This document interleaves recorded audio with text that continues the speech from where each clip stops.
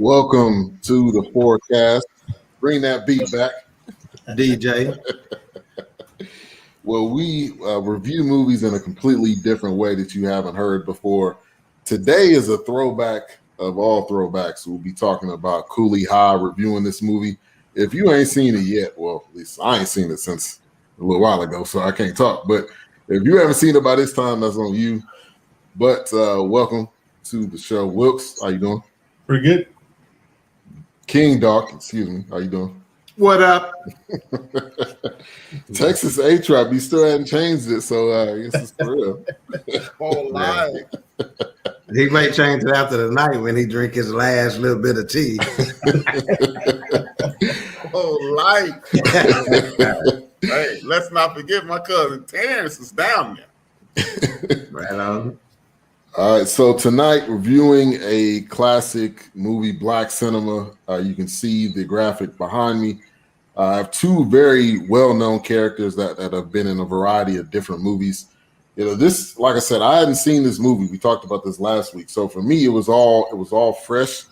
I said before, I got a lot of questions I got to ask because a lot of stuff I'm not understanding. But those of you tuning in on Facebook, make sure to like, share. Tuning in on YouTube, make sure to like, subscribe, click that bell. If you're tuning in on the BSU Radio group on Facebook, make sure to follow those directions in the notes, because if you don't, it's going to look like this. It's going to say Facebook user. Peace and respect to you. I'm not sure who that is, but Big Illinois in the building. What's good? DJ Knox, Front Ground Records, thank you for coming through.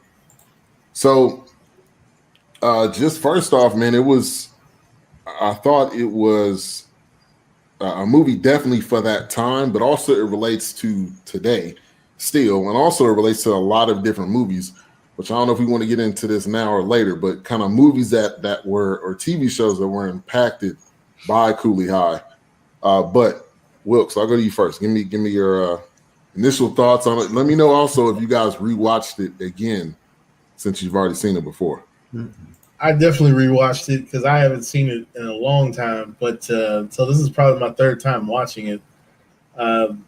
For me, you know, of course, not being born in that era, but some parents that have lived through it and, you know, grown up in the 80s, you know, that skipping school in the beginning and kind of running off with your buddies and getting into trouble and things like that, you know, just kind of that carefree moment. Like, you know, you're supposed to be at school, but you're out doing wrong.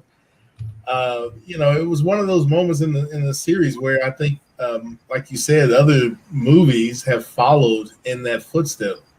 I mean, you can jump all the way to House Party. You can jump to School Days. I mean, it's just one of those things where I think Cooley High like kind of laid the groundwork for that. I mean, it was pretty good movie, pretty good kickoff, good start. Yeah, Doc. Yeah, this was, first of all, my first. I did rewatch it because it's been way too long since I had seen it. It's one of those movies, though, that if you're just scrolling through TV or whatever and you see that it's on, you'll stop down. You know, you may only catch it halfway through or whatever. But this is the first movie I've actually watched start to finish on YouTube. Because I couldn't find it anywhere else. Right. And so, yeah, I rewatched it. And as Wilk said, it did impact other movies and television series and whatnot to come. It also impacted the music industry. Boyz II Men had an entire album called Cooley High Harmony. So, yeah, it was an impactful movie. And in terms of Black culture, Black pop culture, if you don't know Cochise and Preach and them boys, you know, like Joe Biden said, you ain't black.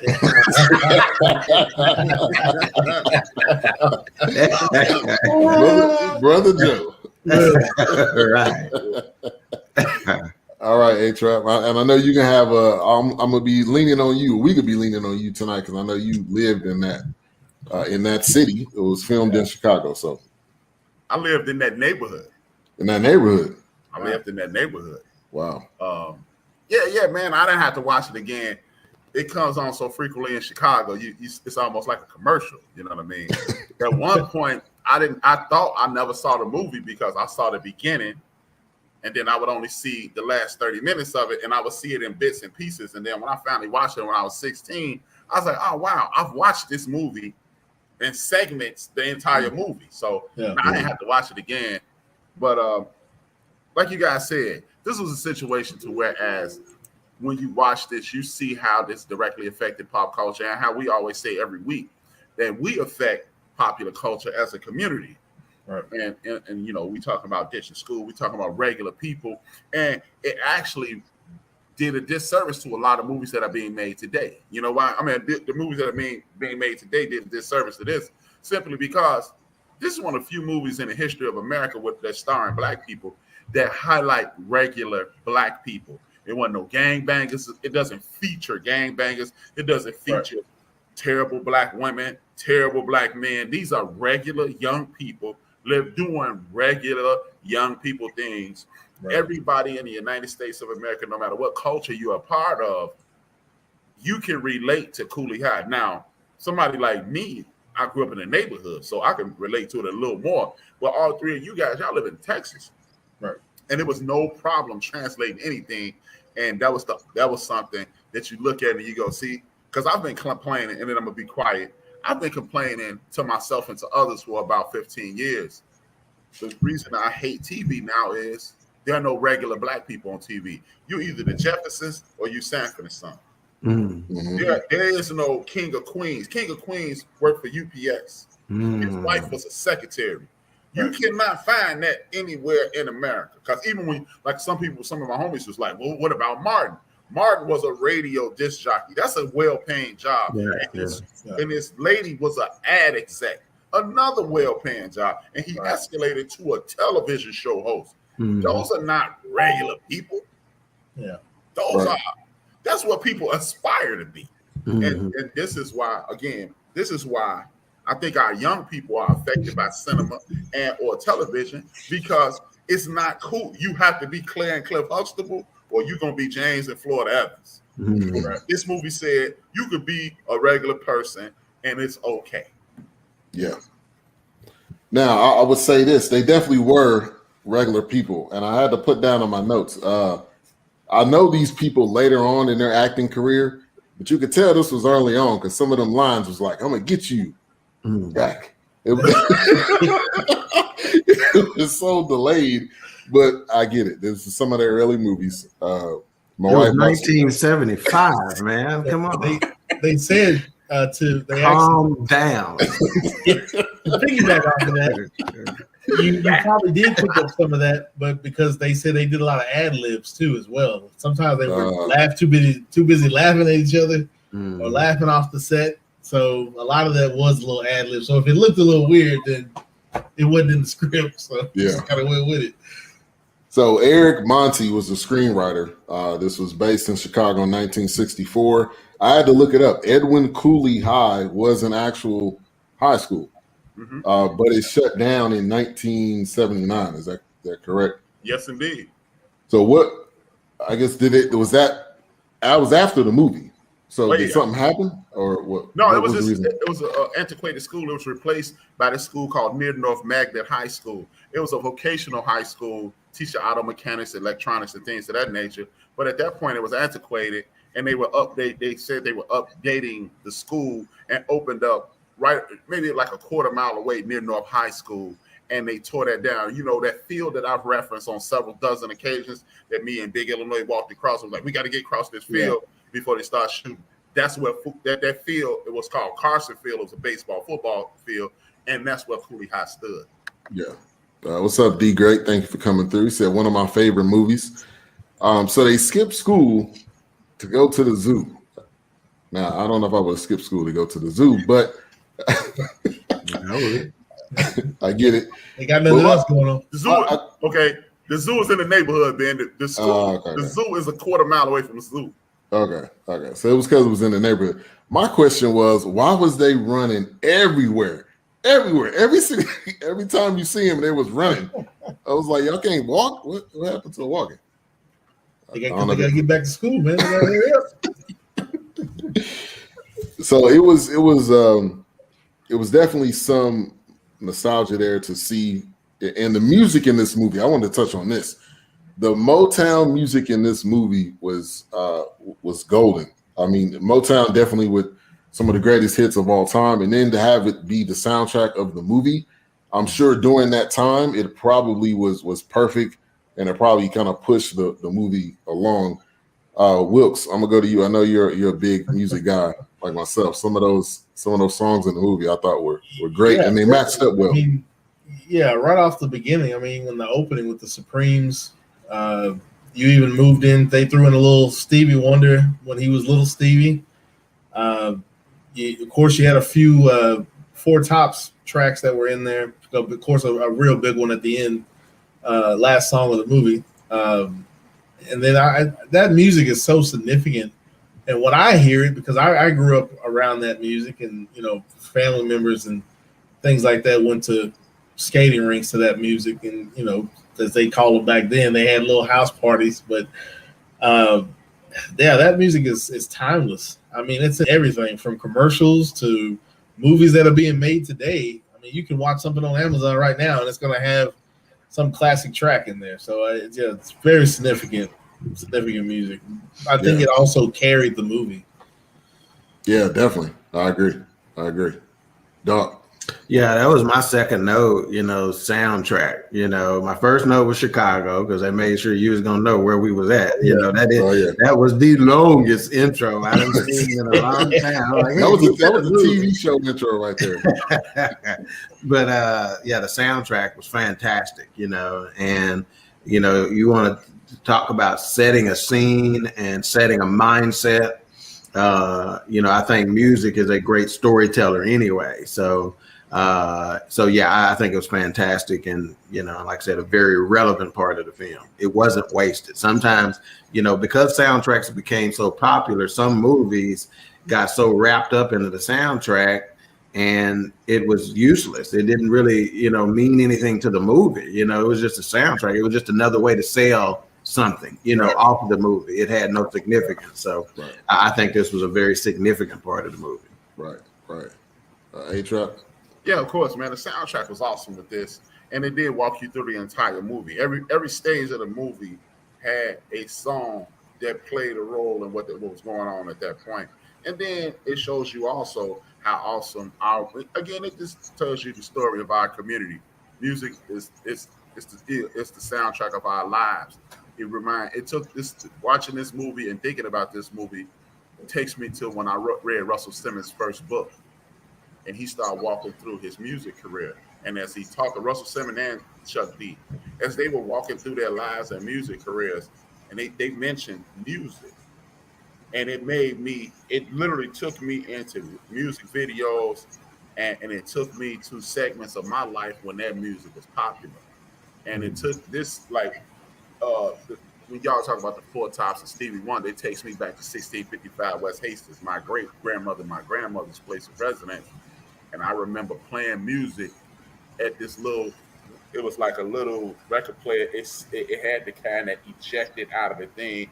And I was listening to that Motown music. I didn't know what I was doing at that time, of course, but it just takes you back to that portion of your life and makes you remember the wonderful people and the wonderful time. So, man, it was awesome.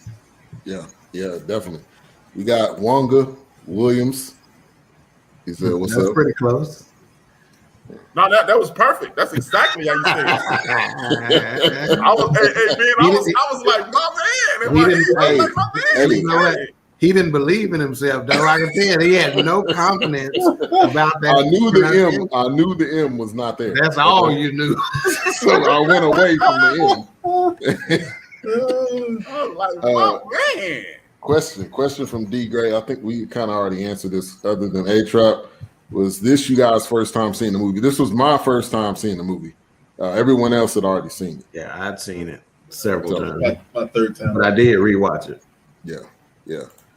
We got Lamar Williams. Also, we got Sharice.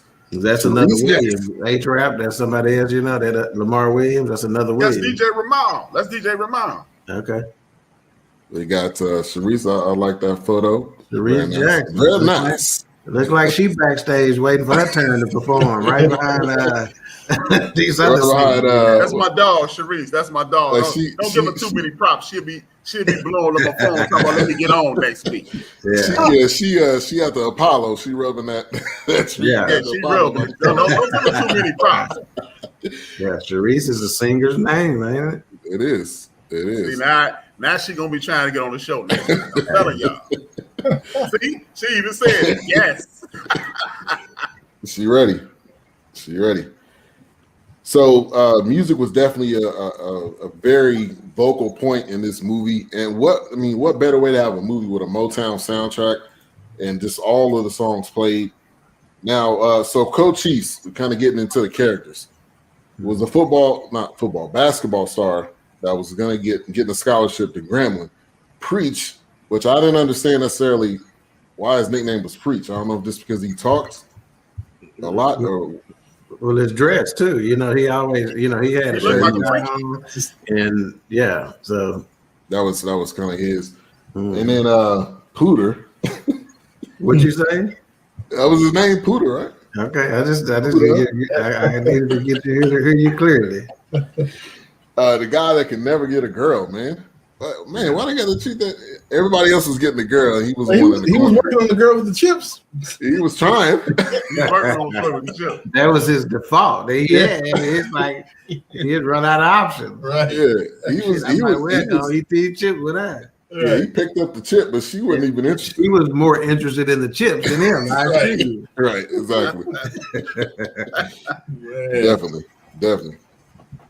Yeah, so that kind of gets into the characters, and this reminded me of Boys in the Hood because Ricky, who had the scholarship, he ended up being the one, which I read something on Wikipedia saying Singleton, I think he's seen this movie as kind of a comparison to Boys in the Hood.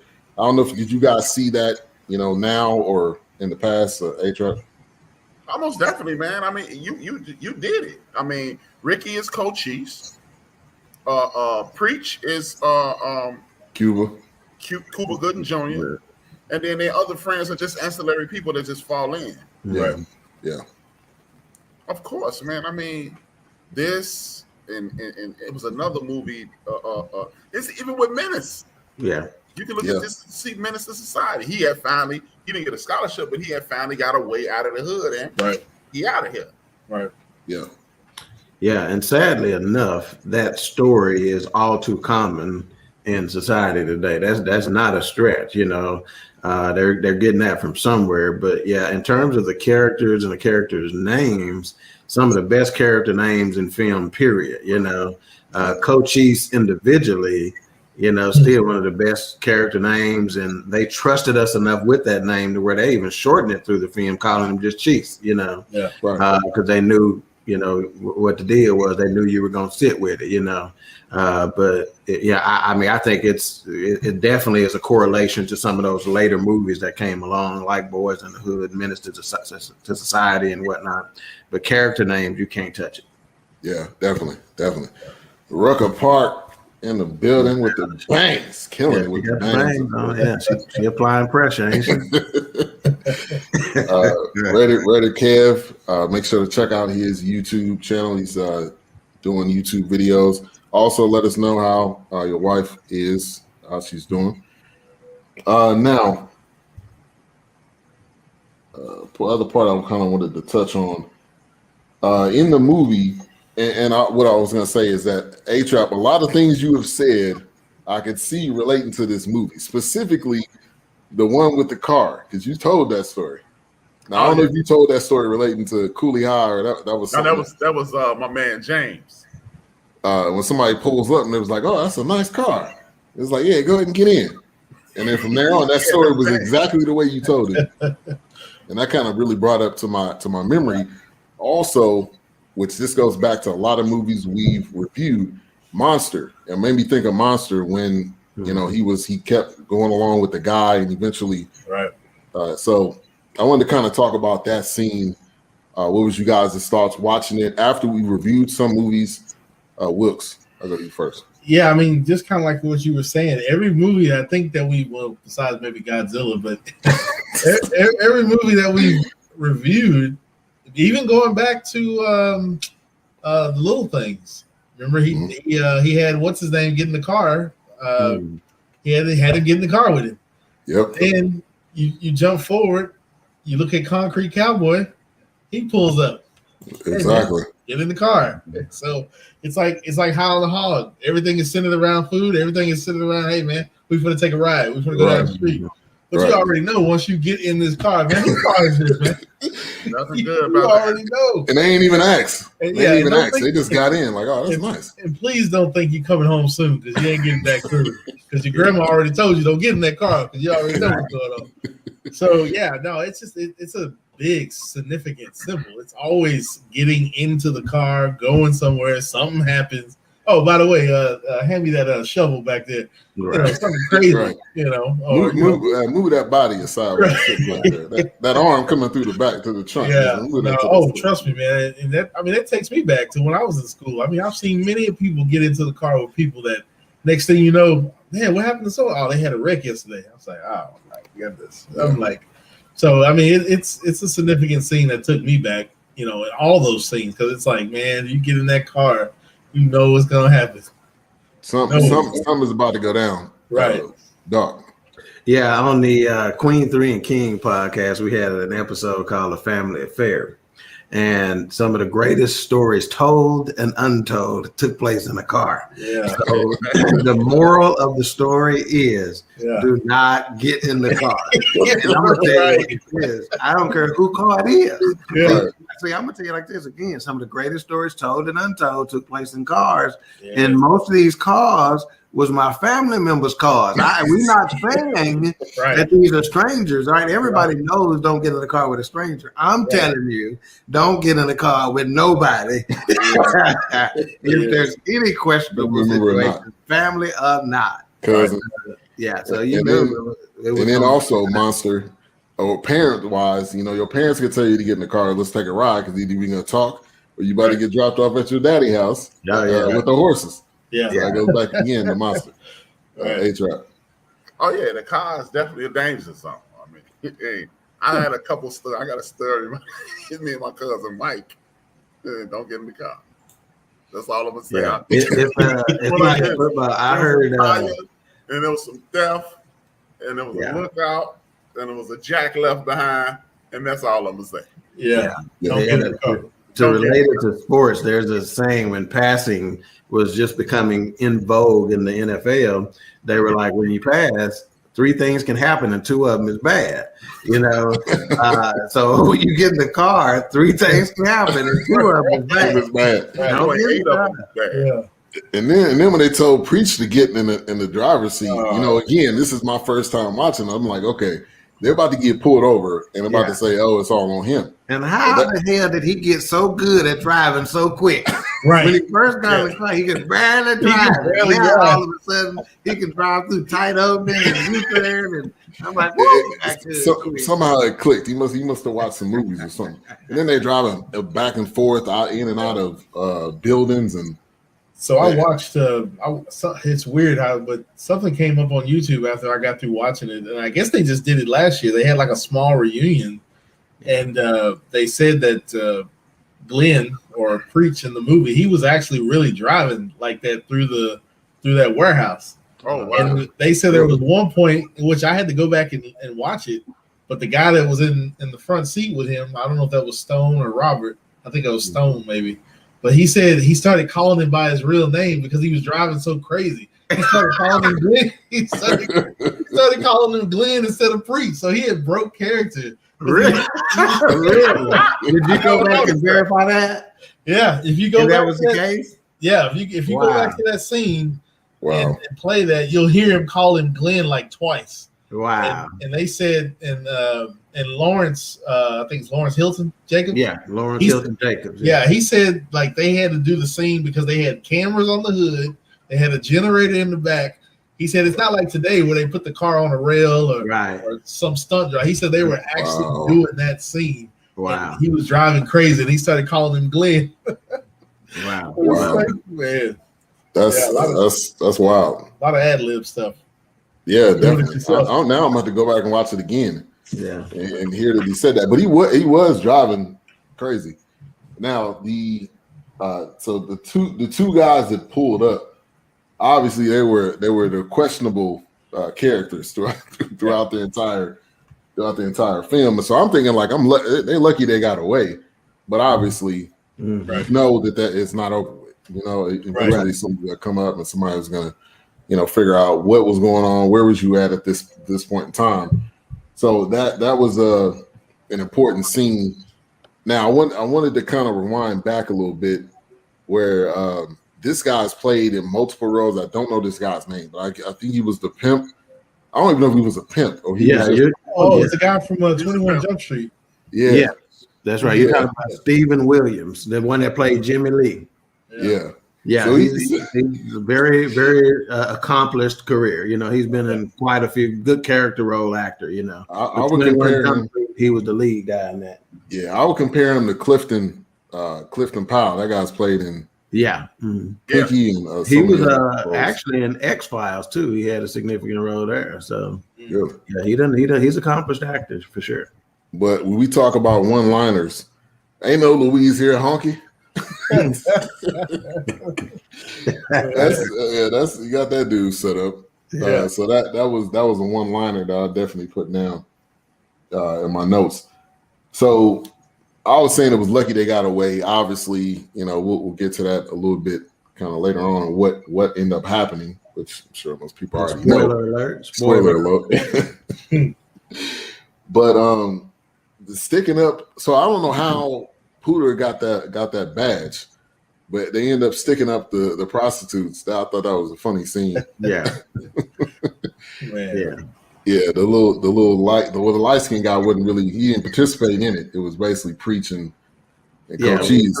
Throughout the movie, Preach was the innovator. He was the one that had all the schemes and stuff, Right. Even later on when he was talking to Brenda, she's like, how you gonna make it? He goes, I'm good at stealing in line. I'm gonna always be all right.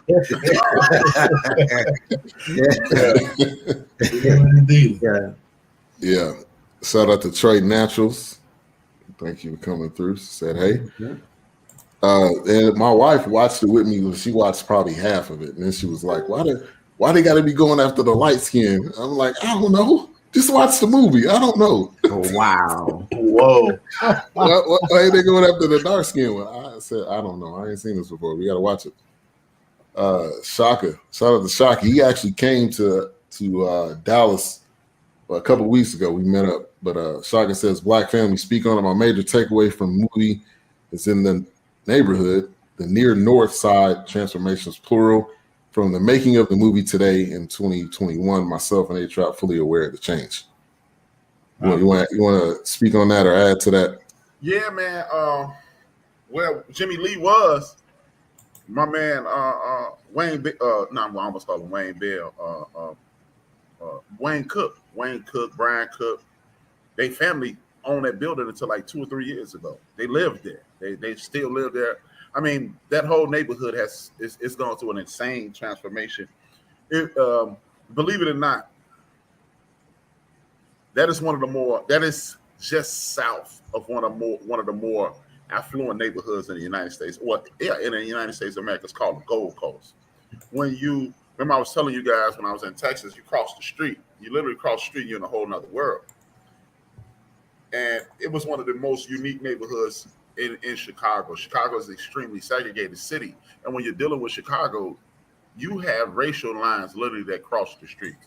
If you cross one street, I'm talking about literally one avenue, you're in a different world. And that whole neighborhood, people like me, Big Illinois, Shaka Strong, we didn't eat McDonald's. We didn't eat Burger King. We ate Jerry's. That place that lady was supposedly on, that was a place called Jerry's. And the place that when they jump on the back of the bus behind them, it's a place called Sammy's. They just closed a couple of years ago. So we were a self-contained unit. You got your clothes dry cleaned by somebody who looked like you. The grocery store, Terry Collins, somebody looked like you. Jerry's brother named Jerry owned a sit-down restaurant and a quick fast food hamburgers, hot dogs kind of restaurant. So yeah, and now it is one of the most gentrified neighborhoods in America. Like you go over there now, like if you look at that neighborhood, right where that restaurant was, me and Big Illinois lived across the street. You go over there now, there's a sushi place. We had our own nightclub. It was a sushi place. And this was an extreme middle class community where it was just good people, go to work every day, get off at 5 o'clock, came back, everybody showed love. To I could walk through that neighborhood right today, and 99% of the people don't know me. And none of the people look like me. The Oscar Mayer factory, where all y'all get y'all Oscar Mayer hot dogs, was right in that neighborhood. When you see that train go through the neighborhood, when you see that train going through what it was like a tunnel above ground, that's the Oscar Mayer factory. That was right behind Cooley High. So it's now it is a chain grocery store called Jewel. It is yes indeed, Same Result Division. It is. We used to have our own Chester's Pizza, black-owned pizza, black-owned Chinese food, black-owned some of the best barbecue. Like I told y'all last week, you say Farmer Brown's, and you might get somebody from the near north side go, don't say that, because they hurt. A homeboy that literally drove the equivalent from Austin, Texas to Dallas, Texas to get back. They were in the dorms, and was like, let's go get some Farmer Brown, and drove the 3 hours there and back. 4 or 6 hours there and back. Wow.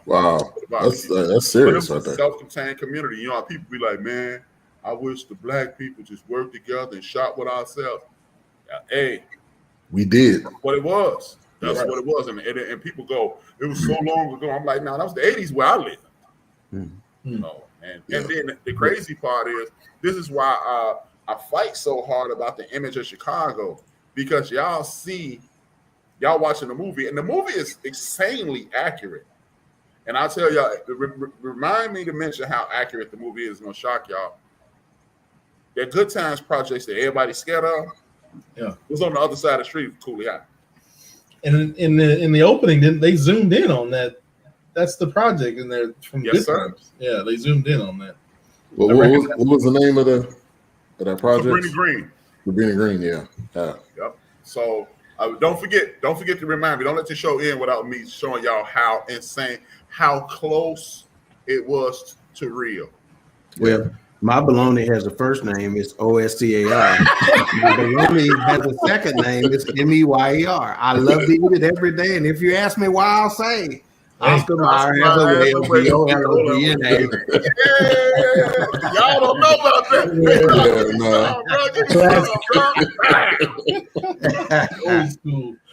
Shaka is a good point. Gold Coast is like Highland Park in Dallas.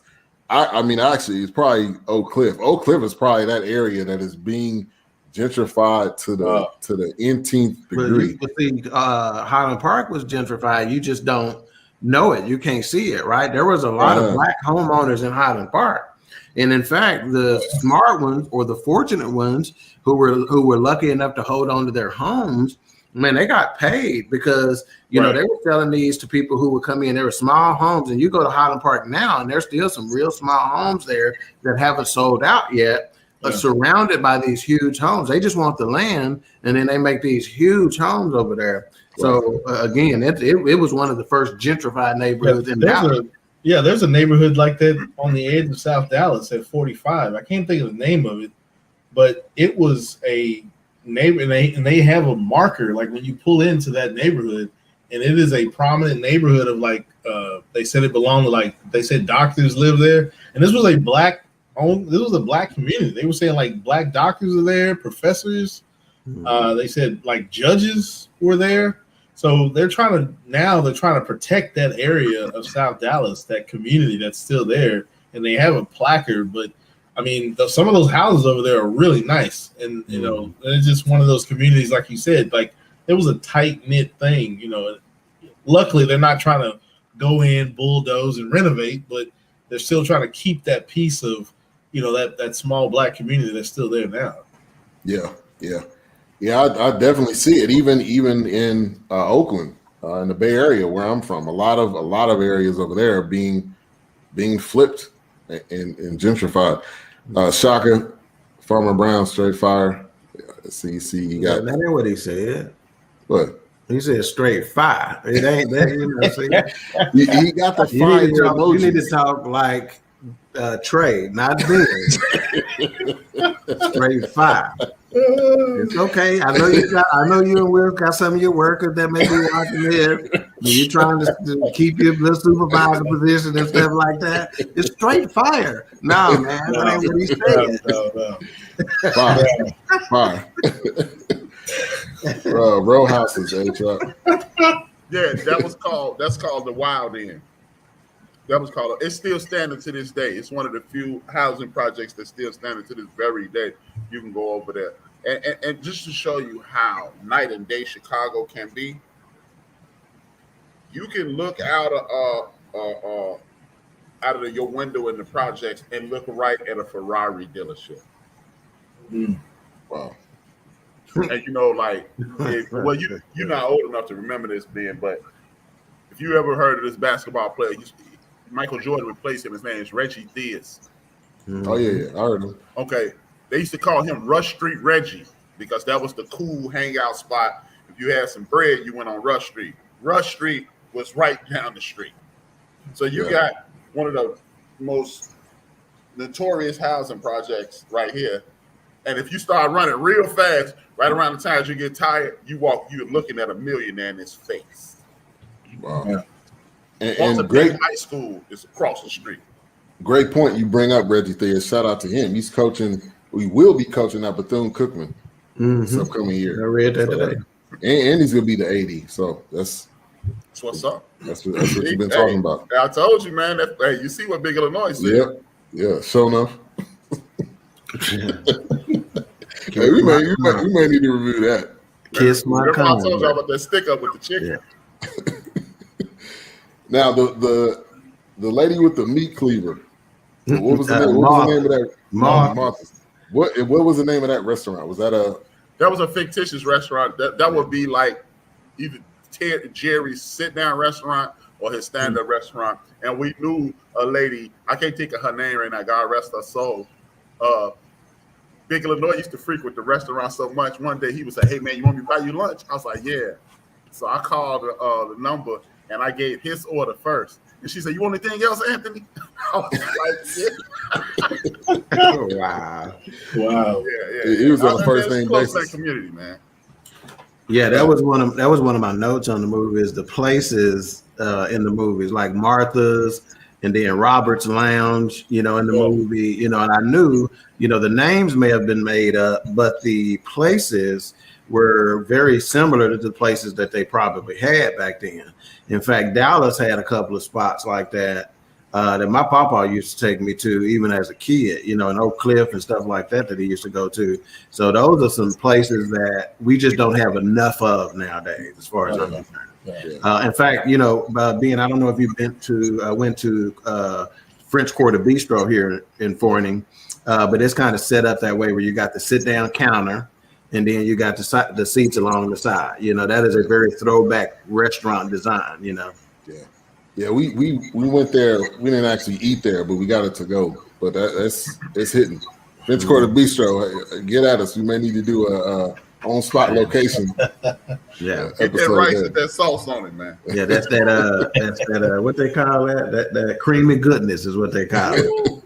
Yeah, that kind of remind me of Giant Burgers is a place in the Bay Area that had that same kind of feel. Right across from my high school, they actually had seating outside, like bar seating outside where you could sit and order your food through the window when you walk up. So yeah, it kind of. But it was a couple of funny scenes there. One when Preach was shooting dice in there, and she came with the meat cleaver. Right. The other time when he was running away from, and he ran in the restroom. Right. When the girl was using it. Yeah. So if y'all wanted to add anything on to that, there was a couple. That was a very key point. A lot of major things happened at that spot, either starting or kind of ending from that spot. So, Whips, if you want to touch on that.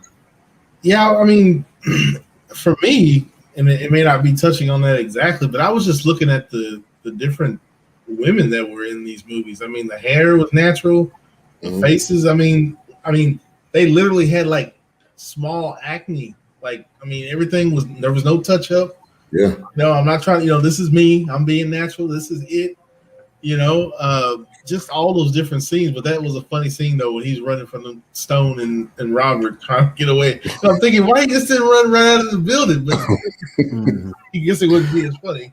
So he had to dart to the restroom with her, and she beating him with the brush to get out. Get out. The lights go off. I'm like, man, what is going on in here, man? I'm like, it was just a funny moment. But just seeing that, and just like I said, some things that I grew up watching when I was in school, and watching kids run from the principal and running from the teachers and things like that. You're like, oh man, running through the cafeteria.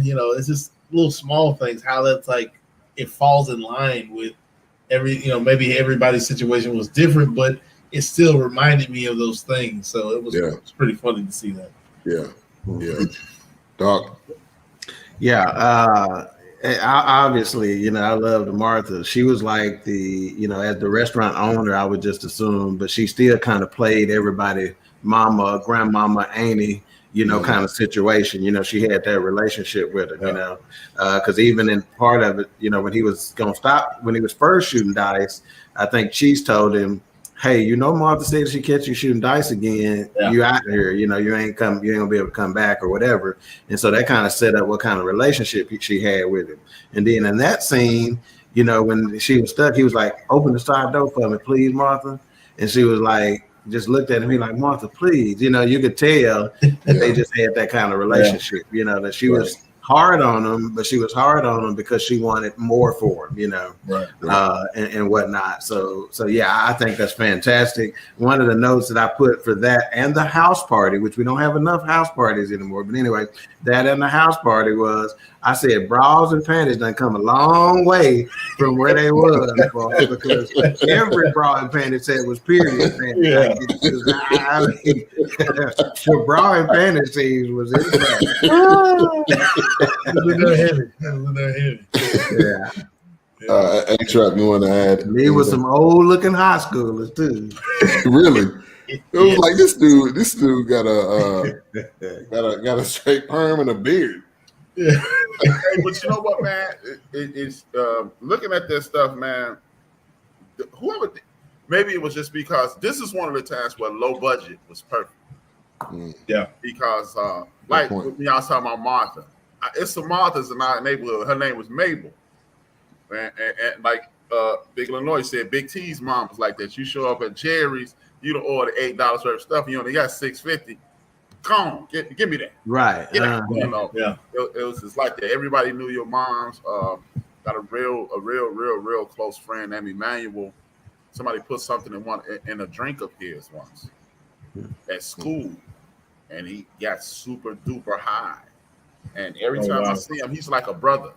Every time I see him, he reminds me of how he was standing on the train about to pass out, and my mom caught him and just pretty much carried him home.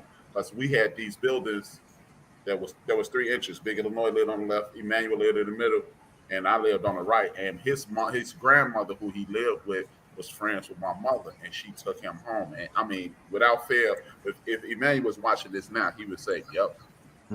And it was low budget. This was the perfect situation in regards to low budget, and in regards to those fishnets and that perm. It's this dude named DMC and Gerb. Me and Big Illinois grew up with. They was doing that in the 80s. They looked just like dudes in the 80s. When you look back at this movie, it's like, was this in 85 or 75? So, right. It was supposed to be in 65, but it's the neighborhood I was raised in. It wasn't the neighborhood I was born in. I'm like, man, I transplanted when I was 10, but everything about this movie is what me and Big Illinois grew up in. Yeah. I mean, even looking at some of the house parties, especially that significant one. Now, we didn't have the house parties where we paid 50 cents to get into, but right, exactly. We did have the house parties where, man, I don't know, you dancing with the wrong girl. Like, homeboy show up to the party, it go well. Right. Yeah. Or somebody parents maybe coming back home early. Yeah, pretty much. So, all right, watch this, y'all. I'm gonna give y'all a number, and watch Big Illinois can tell you and just say, "Hey, Big Illinois, what's the number of the house? What building was the best house parties in?" And Big Illinois can tell you because it's this song, "The Percolator," and this girl was doing it one day. He said, but now it's called a twerculator. Yeah. After the percolator came on, this girl started doing the percolator, and Big Illinois is like, "That's that blah blah blah percolator." I just gave y'all the number. If he's still watching, he'll be able to tell you. Yeah, he just mentioned something about house parties. House parties in that pool hall was on point. Yeah. The cost the cost of everything in this movie was. I don't think I ever paid some of those amounts for anything. Mm-hmm. So that was crazy. You want me to say? I know you put that in the comments. No, that's your building, Chuck. That's another. You said 11-17. But yeah, the prices of how much some of the things cost. I think when they were at the zoo, what was it like, 25 cents or something to get in the zoo? Or 15 No, cents? it's free to get in the zoo. It was free? Okay. So the popcorn he was buying, I think or hot dog he was buying. Yeah. Was somewhere, right? It was less than 30 No cents. ketchup. That he was he was just really trying to distract her while they were still in the skins, you know. And then talk louder so she can't hear the bag. Hey, these dudes was definitely clever, man. They was definitely playing the game. All right, let's go to the movie scene. Hang on a second. Man, I just need you to say, don't go too far before you get Beauty of the Week out the way. Because if you go to the movie scene, that means we about at the halfway point. So we better at the halfway point. Okay, I'll bring it to you, Doc.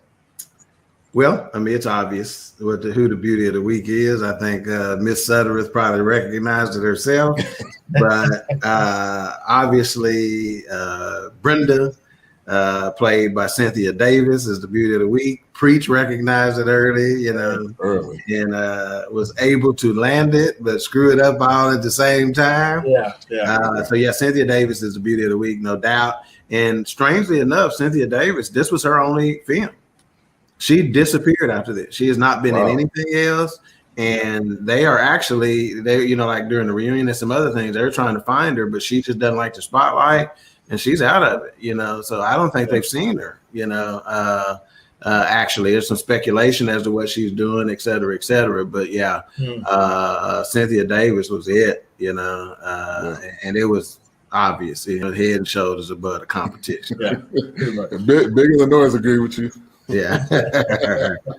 Yeah. I thought Preach wasn't gonna get her at all. And then I turn around and I'm like, man, she gave in pretty quick. I thought she would have fought a little bit longer. See, it's that poetry. Poetry get them every time. Why do you think I dabble a little bit? You got to keep your limerick game tight. Shit. Gotta keep that pen game strong. Yeah, you got to. Man. All right, the movie scene. A-Trap. I know you talked about this. I'm gonna kind of take it to you to lead us through that. Oh, that movie scene was it. I mean, but again, man, this is it's accurate. It's all get out. That theater, it used to be directly across this kitty corner from another theater. That was called The Woods. There's another theater called United Artists. And this one game was that was their downtown Chicago. I ain't gonna say their name. It was the Blue and Black gang. And they controlled the downtown streets. But amazingly, the Red and Black gang would show up a lot. But it was this happening every Easter in Chicago. The Blue and Black gang down there. And if you went down there, you have a blue and black or black and red, you were cool. But every year we would go down there and be like, hey, they don't want those black and red guys getting beat to sleep. It was so to see that being older and to see that. And I was like, yeah, that's about how it went. But I remember once I was reciting those lines, and Uncle Theotis almost choked me to death, man. Shout out to Uncle Theotis, man. But he threatened my life. with a bat. What was funny to me about that theater scene is that the rival gangs did not know the other gang was in the theater until they started hollering out. You know, I'm like, how y'all gonna be rival gangs and not recognize none of the members? Right. And then when they got to fighting, yeah. Chicago has the weirdest. I mean, like after talking to D-Grade and other gang people throughout the world, Chicago gangs have these weird boundaries that it's unreal. I mean, it's so regimented. Like you could go over here and you could be in the other gang. Now, if you don't say you're in that other gang, we can know you're in another gang. But as long as you don't say it, we ain't gonna kill you. The moment you say it, you tell God I say hi. Right. Yeah, that's weird. So it's. I'm telling you, you can walk past them all day, and as long as you don't go, I'm in the other gang, not chump. They'll be like, they will look at you. Yeah, he another gang. And then it seemed like that dude would be looking at you like, I know y'all staring at me. And I know y'all know I'm in the other gang. I'm in. Get beat up. I guess he went home and was like, I got beat up. I'm better than y'all. Yeah. See? Easter was real. And that fight scene in the movie theater, that was the weakest fight scene I've done seen in a movie in my entire life. It was just a bunch of people, arms moving, and people just like, and they were moving slow. You know, I can take them blows. So that was an accurate situation. Yeah, that was the balcony. Yeah. So you could see something like that happening, or something like that. Could you? They probably had a knife fight. No, but yeah, man. You just had to go down. Hey, man, you went down there in neutral clothes, or you got beat that. You got the hell beat out of you, man. I mean, if you dressed in blue and black, and the irony is, they don't say those gangs now. Like on Chicago PD, this is a gang called the Four Corner Hustlers. They be like the Hustlers, and it's a gang called another thing. I don't want to say their name, and they will call them something else. But in that movie, that Disciples is a real gang. Now, what was the other gang in America? What was the other gang? Did you say Towns? Counts. Okay, I was like, I couldn't hear what he said. So yeah, that was, and again, one of the guys in the crew was involved. He was trying to get some popcorn because he had a girl with him. So what else he gonna do? He gotta get something to eat, get something to drink. D. Gray said we had movie joints like that in downtown Los Angeles with balconies. I don't even know the movies I've been in. Really, it just had the kind of the stairs going up. I don't really remember the balcony theaters. Facts. Rats running all around the theater. Since you and Wilkes are younger, I can give y'all some information on the theater situation and why that fight happened. When me and Doc were young, I'm assuming it was like that in Texas. When me and Doc were younger, you can get to the movie at 3:00 and walk out of there at 9 and watch that movie 4 times. Oh, we were movie happy. We just go to a different one. No, it wasn't no. You see, it wasn't no. It was that screen, Jack. One screen. It was one theater. It was a movie, a cartoon that lasted about 20 minutes, and another movie, and then the first movie came back on. You didn't even have to show up at the theater on time. If the movie started at 2, you walk in there at 2:45, and then just sit there until 45 minutes after that movie go off. It was plenty of times that we walk in there late. Oh yeah, we'll just sit here, watch the movie, come back. You can sit there all day. You get there at 9:00 in the morning. You can leave at 9 at night. Floor was sticky. Oh yeah, that Woods Theater. You should wear some old shoes in that because the rats was gonna run across your feet and your feet was gonna be stuck to the floor. Wow! And the screen had a hole in it. Hey, y'all ready for this part? That wasn't a hood theater. That was downtown Chicago. Wow! The neighborhood that me and Big Lil grew up in, our theaters were dope. The Village, we had 4 or 5 theaters. It was like old school now. Wow. Wow. Crazy. Wow. So that was Yeah, we're not gonna fix it. We'll leave a hole in there. Yeah. We'll just put some duct. Well, maybe not enough duct tape. We'll just put some Scotch tape on there. It'll be fine. Yeah. Mr. good par right there. Mr. Mason, Garrett Morris. Yeah, man, he's another one of those actors that's been in so many different things. Yeah. He's 84 years old now, and he's still. I've seen him in something. I think he's acting in something recently. He's playing a recurring role on something, but that playing the young teacher, I thought that was pretty dope. Yeah, and a lot of the roles he's been in. Yeah, didn't he play in Martin as his boss? And then he played in Jamie Foxx show as the hotel owner. Yeah. Right? Yep. Married to the chick. Yeah. He was on SNL for a while. Yeah, that's right. Mm-hmm. Yeah, that's for sure. Yeah, Garrett Morris is for sure one of those classic black actors, man, that's been around forever. Yeah. I got one for Dog. He was Boney James on Hunter. Was he? He was the dude that Antonio Farkas played on Starsky and Hutch, the snitch. Mm-hmm. That was his role on Hunter. Okay, gotcha. So you young street punks don't understand that. Hey man, Starsky and Hutch, baby. Starsky and Hutch rerun still come on, man. Come on now. the Huggy Bear, he was the McVicker. Oh my God. You had to fight rats up in there. You had to fight. You sit down, there'd be a rat sitting there. Hey man, sit down, stop making noise. He was like, hey, this is the good part here, man. Right. Good part. The rat trying to offer you juju bees or something.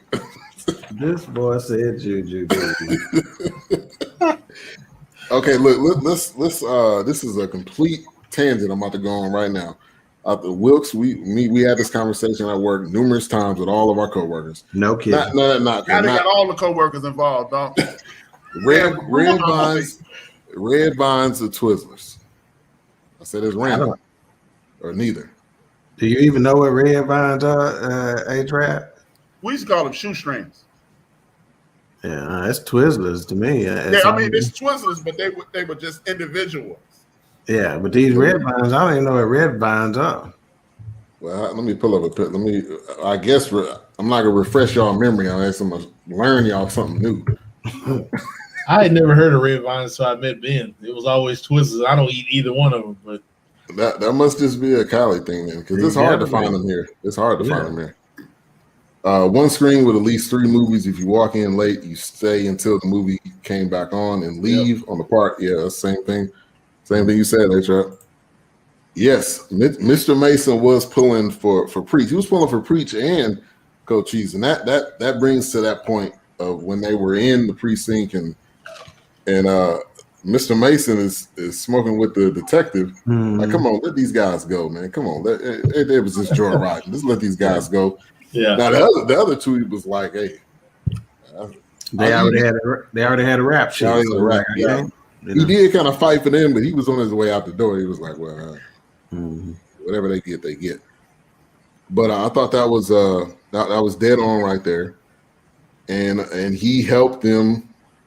You know, help them get out. And I thought Mr. Mason, when he was talking to, I think he was talking to Preach in the bathroom at the school. Yeah, that was a scene similar to Monster Again, when kind of the dad was talking to him, or when Nas was talking to him, like, hey, like, what do you want to do?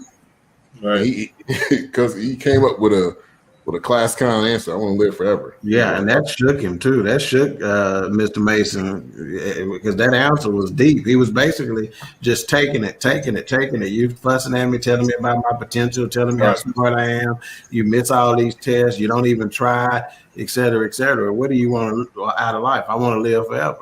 And basically, he was trying to tell him, do this stuff really matter? That's why I don't put what I need to put into it, is because I see something higher.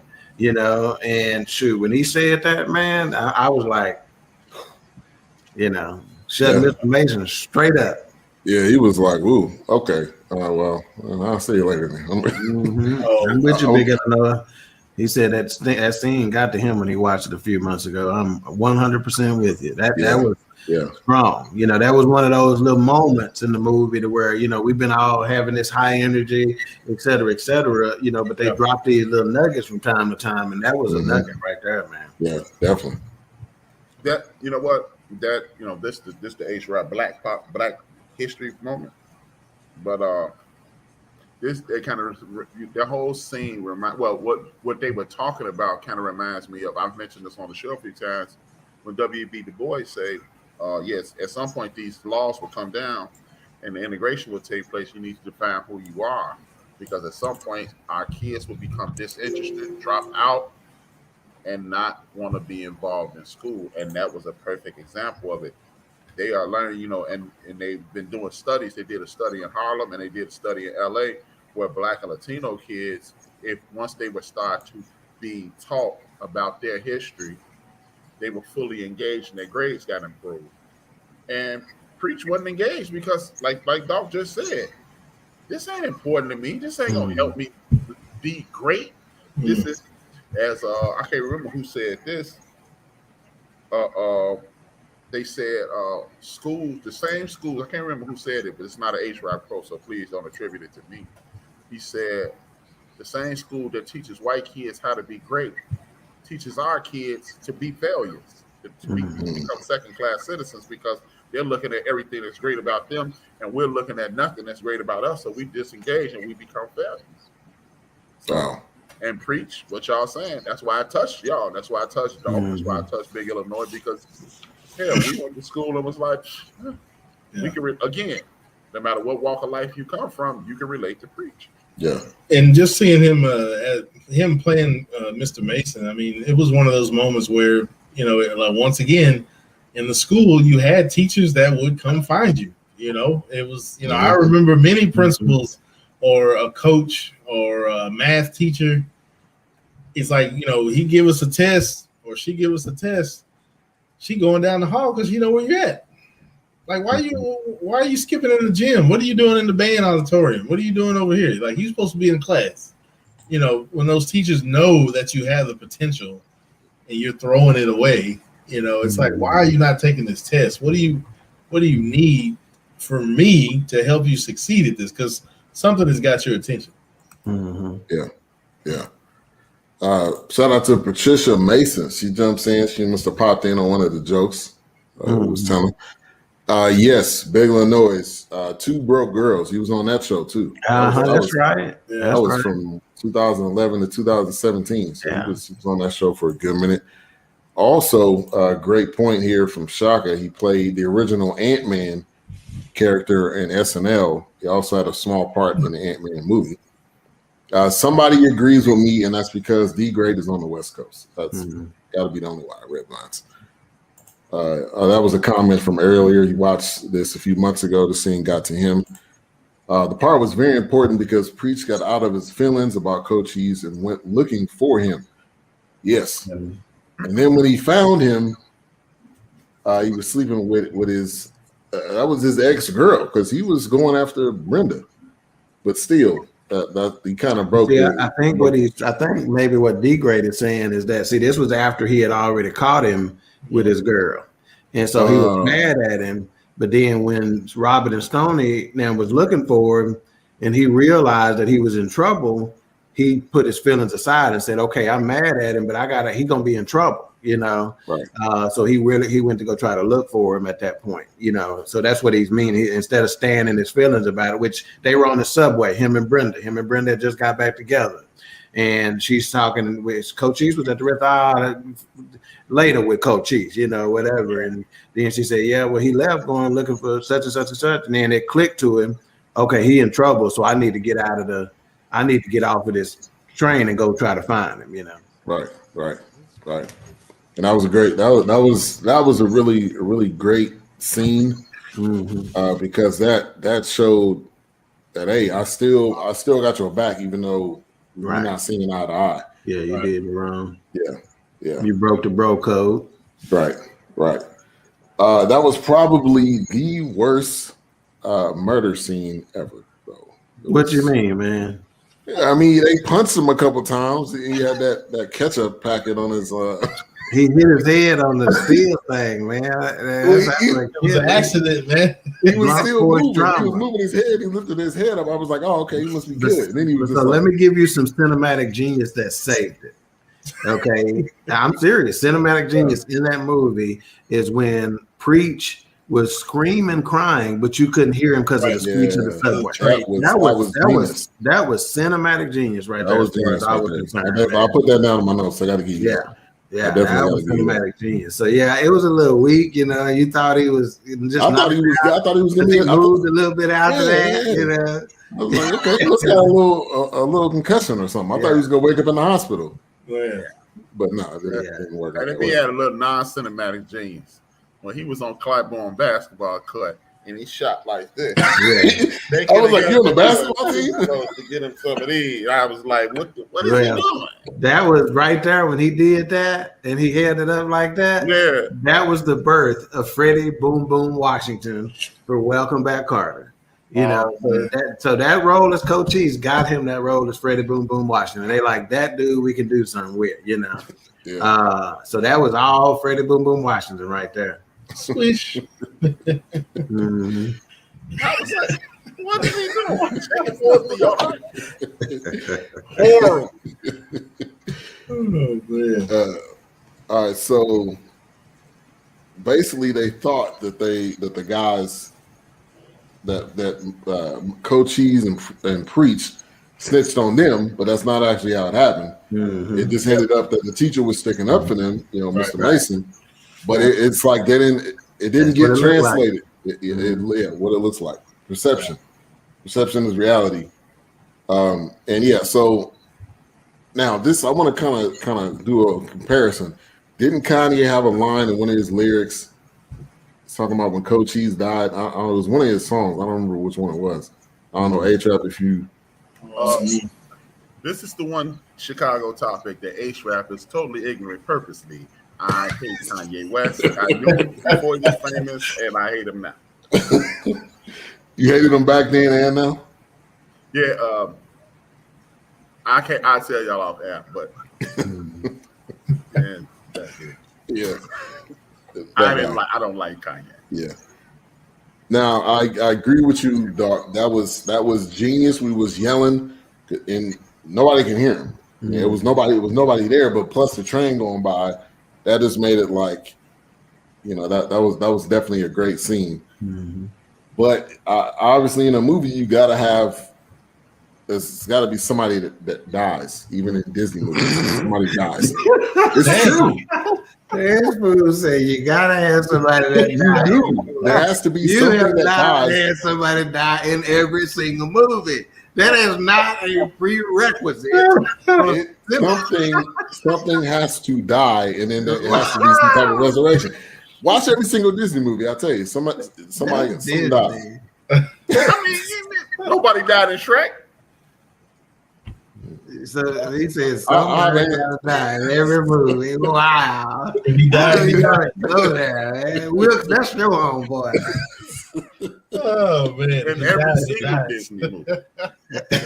It's true. I watched pretty much all of them. Ben said you need it, man. It's inevitable. Hilarious. Oh man. Let's see. D. Gray said they thought they snitched because they got released before Stoney and Robert, right? Which made them upset. Yeah. Right. Mm-hmm. So so that death scene was an accident. Is that what you're saying? No. What you mean? When Coach Cheese died, somebody said, it was an accident. They didn't try to kill him. Because when they punched him, he turned around and hit that pole. He hit the blunt force trauma. Yeah. Now, at the funeral scene, when the preacher's like sitting behind the bushes, and he's like, because he didn't want to go. You know, he didn't want to be. You know, he wanted to show his respects, but he didn't want to be there. Didn't want to be seen by the folks. Didn't want the conversation. It was going to be more painful to have to experience it with everybody. You know. Somebody agree. Oh man. I just oh god. Appreciate that big of a noise. Good looking out. But yeah, and then he kind of referred to a scene earlier, basically talking about let's pour out a little liquor for the homies, basically. Go ahead, Israel. This in true theme of Forecast, this is another African tradition. Libations for your people is an African tradition. We continue to grab hold to our heritage without even knowing it.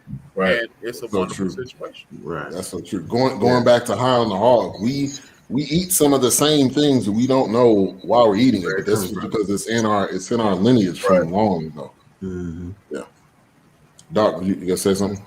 Yeah, no, I thought when when Preach was walking as the cars were pulling off from the funeral and he was pulling in, one of the things Pooter was upset about is because he didn't see Preach. And that was bothering him. And as he pulled off, he looks up and sees Preach walking to the gravesite. And that kind of gave him a little bit of relief, so to speak. And Preach just kind of smiled at him a little bit, to let him know we good or whatever the case may be, Yeah. So I thought that was a fantastic scene. The way they did that, where he's walking up as they walking off, and half the cars didn't see that, but a couple of folks did. Yeah. Even Brenda was at the funeral. Yeah. The homegoing scene It looked like she was looking around for him. They were trying to make sure that was evident that they were trying to figure out where was he at. Where was he at? Yeah. Because I would have thought he would have been there, kind of right beside everybody else, because that was his boy. Which is it stuck up for each other. I can relate to him. He couldn't take that, man. Yeah. And plus, they wasn't quite right whenever it happened, So in essence, he passed away when we were not on good terms, So. And he figured maybe if we were, maybe I would have been with him, et cetera, et cetera. I was trying to find if I felt like that, especially with him, wanting to go to Hollywood and be a successful writer. I was trying to find if that character was slightly based on somebody that was existing, but I didn't find anything. But I guess Rap might know. It's not based on the character, but a dude in the movie ended up being Preach. In the basketball scene at the high school, Preach and Coach Cheese walk into the gym. Robert Townsend busts up and goes, "That's right. I got Coach Cheese." That's right. Who, at the end of the day, Preach is Robert Townsend. That's right. Right. Yeah. That's right. That's a great point, and that was a great cameo right there. He had one line. That was great. Yeah. He should have said, "Work on your form." He should have said, "Get in the gym with Ben Simmons." But how influential was this movie to a guy like Robert Townsend, right? He's got this bit role in it, not even that, a cameo basically. You couldn't call it a cameo because he wasn't nobody, Right. He was really damn near an extra, at the end of the day. He was just one step above an extra because he had one line, But just think of how influential that was to him and where he ended up, So that's why you got to give Cooley High credit. And I just thought about what Doc brought that up. He actually, I guess he put that together. They had a small reunion last year, and he was hosting it. Robert Townsend. Robert Townsend. Yeah, so that was pretty full circle. And see, a lot of people don't know Pooter was in Car Wash and Which Way Is Up. So he played in a couple other little black movie films as well, So I very influential movie, man. Yeah, it launched the career of what they call a bunch of working actors. Because I was watching the show recently, and they asked the question, which one would you rather be, an Academy Award-winning actor or a working actor? And most of the people who are actors were sitting there saying a working actor, because at the end of the day, Samuel Jackson is a working actor. He will never get an Oscar or anything, but he's in everything. I can't think of this one dude. He played the role, if y'all ever seen this movie, Devil in the Blue Dress, he played the role of the dude cutting down the trees. He's in everything. I don't know his name, but he's in everything. Yeah. He also was in a movie with Jamie Foxx and Tom Cruise. He's played this dude who's kind of nuts. It was like, make me a working actor. One of my favorite actors, Giancarlo Esposito. Oh, yeah. Chicken Man. Right. Chicken Man. But look, check this out. He go far back as Trading Places. Mm-hmm. Jail scene. Jigaboo. With Eddie Murphy. Oh, okay, gotcha. What wasn't he? Was he in Do the Right Thing too? Bugging out. Yeah, Jigaboos and the Wannabes. Yeah, He was Big Brother Dean Almighty. there you go. But you know, he's nobody to most people, but he's everybody to us. Yeah. Yeah. There was a scene that was kind of another kind of ad lib where they got it on tape. So when Preach is in the kitchen, his mom gets home late and she tells him to go That's get it right the there. Yeah, D Great just commented on that. Yeah, go get the belt. And they caught her saying that, I'm tired. I'm not going to do this again. Yeah, that's right. What it was is that she got tired of reshooting that scene. So they just kept it in the movie. Really? Yeah. And she told him, I'm tired. I ain't going to do, I'm tired. I ain't going to do it again. And then she just sat there and she kind of went to sleep. But that when she said that wasn't supposed to be in the movie. Wow. And they just kept it in there. Well, yeah, she worked. I think D. Gray said 2 jobs. She said she worked 3 jobs, man. Yeah.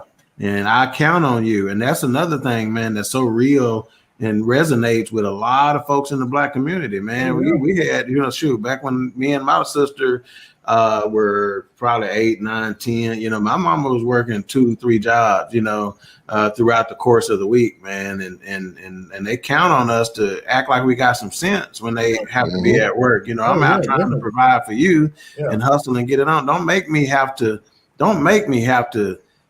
have added stress because you acting a fool, Right. And whatnot. We saw that in Concrete Cowboy with the mom. Yes, right. That's right. Don't make me have to come to this school. That's a story. Really. Don't put that on me. You see what I got to do every day. Try to make the rest of it easy on me. Right. Yep. And Wilk's comment, folks, is the reason why you need to watch the Fourcast every week. Right there. You're gonna get something that you don't get anywhere else, especially from the perspective of the 4 of us. Clifton Powell is a prime example. That dude has been in a ton of movies. A ton of movies. And I heard, I think Samuel Jackson did an interview where he said, if I'm in something, I'm getting paid for it. So I'll act as long as I can in as many roles as I can because I'm getting paid for it, and you're gonna continue to see my name.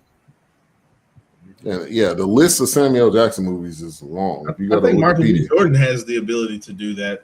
I think he can become that person that will eventually, hopefully, he'll be in like different roles and things like that. Maybe. I feel like he can do that though. He can do just about anything at this point. Yeah. Well, without remorse. Of course, our other boy from Atlanta, he's been in everything. He's in this cowboy movie that's coming out. Yeah. I can't think of his name right now. Yeah, I know. Lakeith Stanfield. Yeah, Lakeith Stanfield. I mean, he's blowing up and everything. You can't call him underrated anymore. The dude he's here. Mm-hmm. Everything he's doing. Go ahead. I want to piggyback off what Dolph said. He referenced his sisters, and like Dolph, are you the oldest though? No, my Nicole is the oldest. Yeah, I remember. I mean, like I'm looking at that, and it takes me back to my mother. My mother would cook 2 meals on Monday because she went to Malcolm X College, and my oldest sister, she would come home and pretty much put like my mom. You had to put the meat or whatever in the oven. Right. She would do the sides, and so I could definitely identify that. And we were living in the projects at that point, so and like I said, it just keeps bringing me back to childhood, Right. And what you trying to tell me? Your mama cooked 2 meals and they made it to the second day? She would cook. I don't think you heard me. They made it to the second day. I'm gonna have to ask Big Illinois about this because I don't think them meals made it to Tuesday. No, she would cook a meal for Monday, and prepare the meal for Tuesday. Gotcha. So when me, my oldest sister, and my 2 older sisters got home, put the casserole dish in the oven, make bacon chicken, and my oldest sister Theodora would cook the food.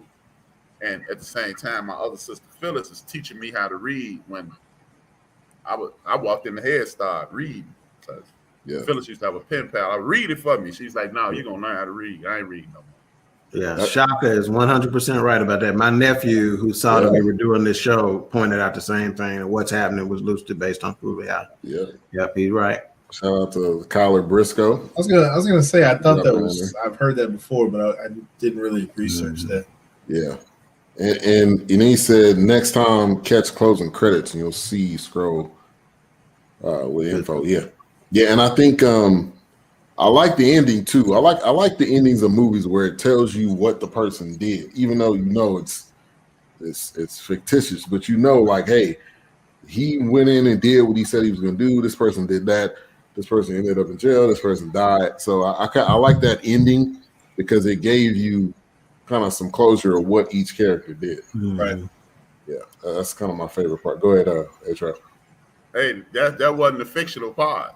Stone and Robert were real people in my neighborhood, and Stone is still doing the Black Ensemble Theater interpretation of Cooley High to this day. Really? Wow. Those dudes were real gang members. Wow. They were not acting.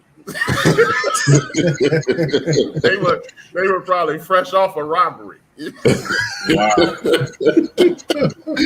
Came straight to the set. Yeah, oh, you came dressed for the movie? No, this is when we look. You want me to read this? Okay. Now, it wouldn't shock me if they got terrorized into that.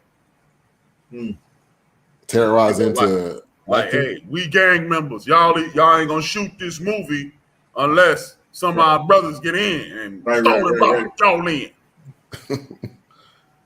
Yes, sir. Stone and Robert. Those were not fictional characters.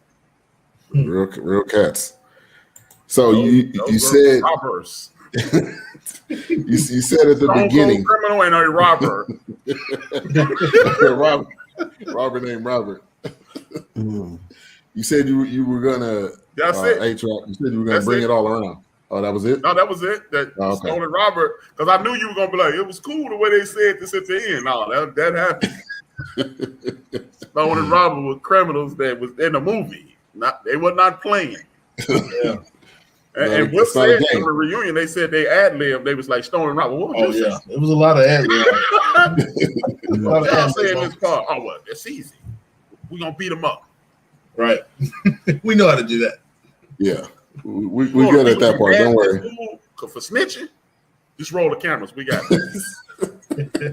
Boom, boom, watch this. We gonna whoop you, man. Yeah. They really beat him up.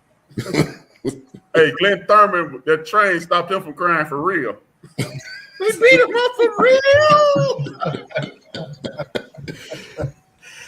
Which, man, so now let's kind of talk about it real quick. I know, Doc, you gotta get ready to roll in a minute, but so future roles that we remember Glenn Thurman by, for me, obviously, is A Different World. That's really all I think I really remember him from. Now I'll think Cooley High now. Yeah. And then Lawrence Hilton or Milton Jacobs when he played Michael Jackson Daddy. That's right. That's the biggest role I can remember him from. Yeah, he actually played in Roots and of course Welcome Back, Kotter. And then the cat from that did Different World, he also was a big actor on soap operas, through the course of the day. And he did some writing and directing too. So he's had a big time career. He was married to Aretha Franklin for a while, wasn't he? Yep. Me and Wilkes, we looked that up at work. Not during this time. It was a long time ago, before y'all was around. Right. Many moons ago. Yeah, he played in Penitentiary too. He was Leon the Lover's brother-in-law. Wow. He was a lawyer. Y'all seen Penitentiary? No. Wilson. Oh, we got I say no. I'm pretty sure I have to watch it. We got to watch it. That's one of for real. That movie D Gray just mentioned that popped up. That's a good black exploitation movie. That's a dope movie. It's wildly underrated. JD's Revenge is good, man. Why does that sound familiar?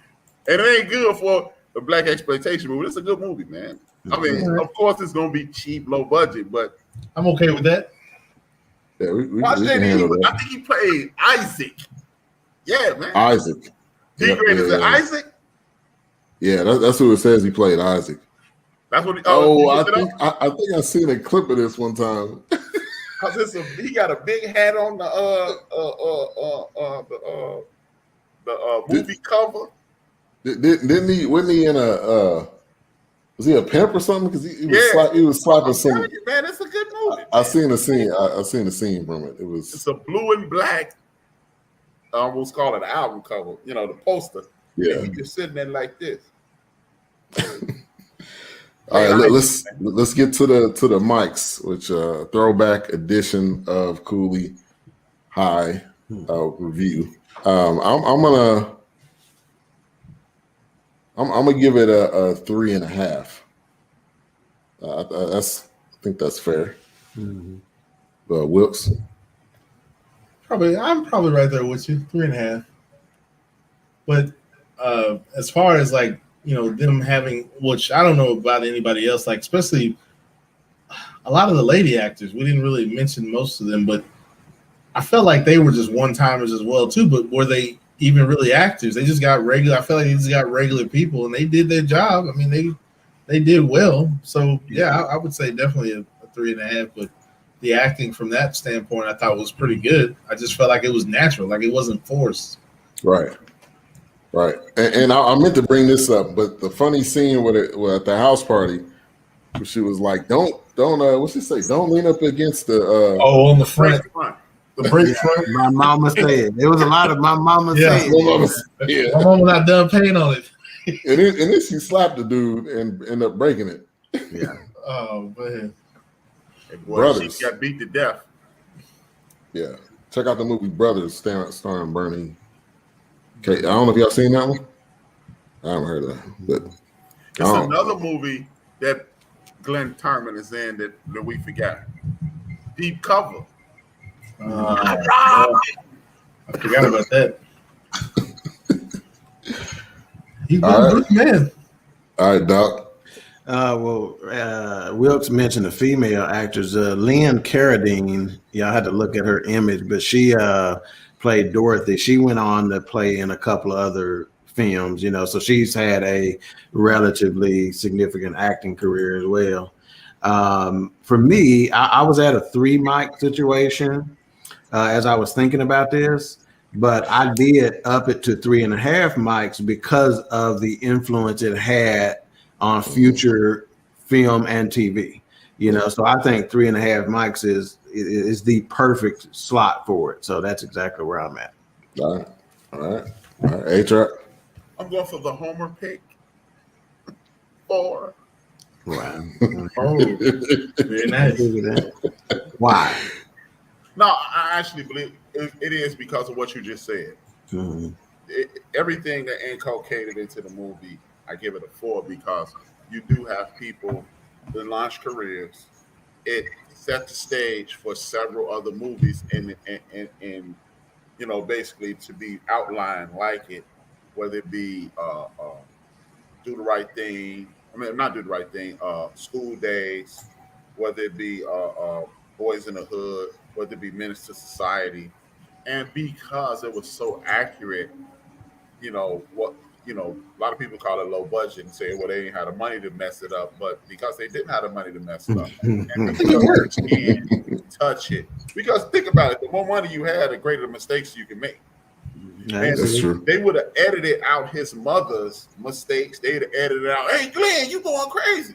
I never know that. I've seen the movie 10, 11,000 times, but just the impact on the movie because, and then again, it might just be a Chicago theme because if you are between the ages of 40 going backward and older in Chicago, you've seen this movie several dozen times. Yeah. So, I mean, they used to play it after school at 2:30, from 2:30 to 4:30 on ABC. Come on at late night on Saturdays. And it was always on TV. So it's just, and then when I grew up, I didn't live in the neighborhood initially. Then we moved into the neighborhood. walking around getting to know people. And so I'll give it a 4. It is partially. I would say I was gonna give it a 3.375, but I'm gonna give it a 4 just because of the impact. You was about to pull a Price is Right, like me. Appreciate that big one, Norris. All right, so Cooley High. I think it was a great review. We'll discuss what we're going to do next week. We can talk about that, and we're going to do classic movies once a month or monthly, I should say. So definitely be on the lookout for that. He said, I also believe Cooley High was a precursor of Chicago TV movie filming. Maybe. Next, y'all should do Killer Clowns from Outer Space. Hey, that's a shot at me. I don't like clowns. I'm not afraid of clowns either. I just don't like them. Oh man. So we're going to leave you guys with It's So Hard to Say Goodbye from Cooley High. And A-Trap, we'll send it to you, as you always do. Close us out. Closing us out with salute to Reggie O'Shea. First of all, man, I want to say rest in peace to my excellent friend who I met 5 years after this movie was filmed. His name was Robert Walker. Transition today. It's an awesome brother, man. Rest in peace, Rob, and my whole crew, man. We're going to be okay. Kind of sad, and I really appreciate it. Once again, man, I thank you guys for lifting my spirits. Y'all been doing this since we've been doing this. But rest in peace to my excellent friend. He's not a good friend. This is a dude, in the 40 years I've known him, I've never seen anything but a smile on his face. And that's, a lot of people say, you always smile. No, Rob is always in a good mood. Last time I seen him, he was in a good mood. I posted the last picture on Instagram that we took a couple years ago. My community, we do cookouts annually. And we have 3 or 4 cookouts a year. And all you have to do is show up and eat and drink, and nobody asks you for a dime. Nobody asks you where you're from. They just, hey, who are you? And you can just say, I'm Dog. I'm Trey. I'm Wilkes. And they go, oh, what's up, man? And welcome you in. And Rob was one of the very first people to welcome you in to anything. So rest in power, Rob. Till I meet you, till I see you again. You're going to be greatly missed. You are a staple in our community. You're a staple in our crew. And you're going to be missed, brother. And with that being said, I want to say thank you to Reggie O'Shea to empowering me to do my show. And he used to end his shows by saying, dream those dreams and man up and woman up and live those dreams. Because life without dreams flows in black and white. And life with dreams flows in Technicolor surround sound. And as usual, shout out to Craig Smith from Craig Facts. And I want y'all to know, if I owe you something, I ain't got it. And if you need it, get it from home.